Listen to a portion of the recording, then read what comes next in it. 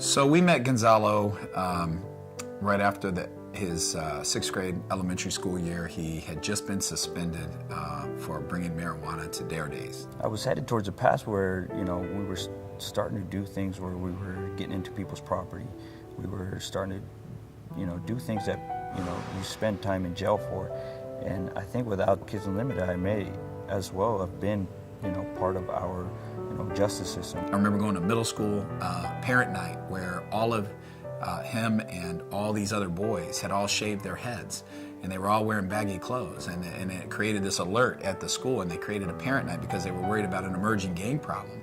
And for us, it was a recognition that it wasn't an emerging gang problem, but it was more of an emerging or a reality that there was an opportunity issue, because these kids, they weren't involved in extracurricular activities, so they started to define themselves the easiest way they could. It's one thing to tell kids you can be anything you want. It's another thing to tell them that, and that when they make those steps to accomplish that there's a support service to help them and guide them.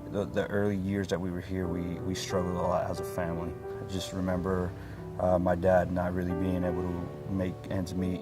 It was difficult because there was a language barrier. You get this homework from school, and there's nobody at home that can help you with it. If you don't understand it at school, there's nobody. For us, there was nobody at home that could help us with it. We know that a lot of our families, like Gonzalo's, come from challenging backgrounds where they themselves have very little education level or very, if any, language. And so we have to be the level playing field for that. And so we've always looked at the after-school program as being a place to be that surrogate family and to support the goals of school.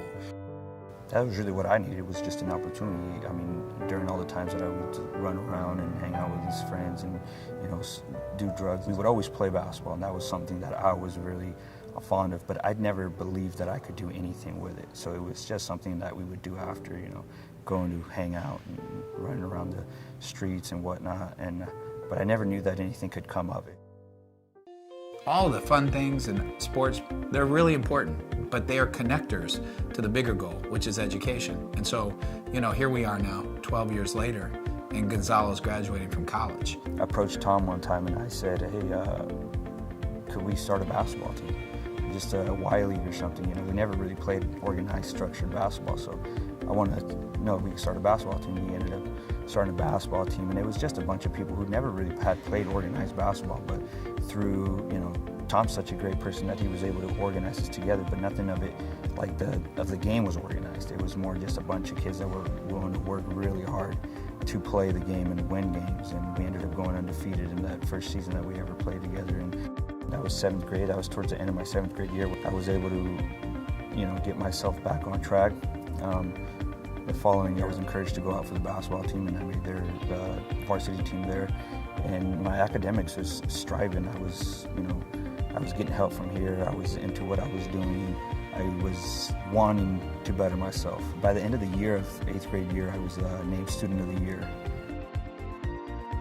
I soon realized that my dream was to make my parents' dream a reality, and it sunk in because, there was other support there, and other support was Kids Unlimited, Tom Cole, a lot of the mentors that were here. The unique piece, and I think there are people that will be at this auction that are sitting in this room listening tonight that all played a role in guiding him. An accountant who talked to him about accounting at a very, very young age, a law enforcement person who shared with him the profession of the FBI, a board member who talked to him about the importance of business and schooling and finding the right degree. And those were all voices that supported a young person's belief that they too could go to college, even if they didn't know what that looked like. The people that I met through the journey that I went through in Kids Unlimited, there's people who provided me with things that I use today, things that I never thought I would use, and the simplest things. I mean, a guy by the name of Rick was, he was always here. He was kind of coordinating all the construction and stuff. He took us to Taco Bell one time, and we went to their drive-thru, and I ordered a soda, and I drank it probably in 10, 15 seconds, and I was like, man, these guys rip you off. He says, well, why? And I was like, well, they give you all ice and no soda. He's like, well, you want some more? I was like, well, they're not going to give you any more. Like, they don't do that. He's like, sure they will. It just depends on how you ask. Even though it seems like a very small thing, I use that every day. To watch him go through this journey, know where he started from, and to see it culminating in graduating from Southern Oregon University with a business degree, it's amazing. But there are more Gonzalos, and we feel obligated that, to really create hope, you have to be able to surround them with the structures and the resources to be able to make each kid believe that there's something more possible than what they experience at home. As we grow, we feel that our organization responsibility is to continue to be more, because we know the success is here today. Watching Gonzalo graduate is a major accomplishment, and we know that more kids can benefit by those same experiences.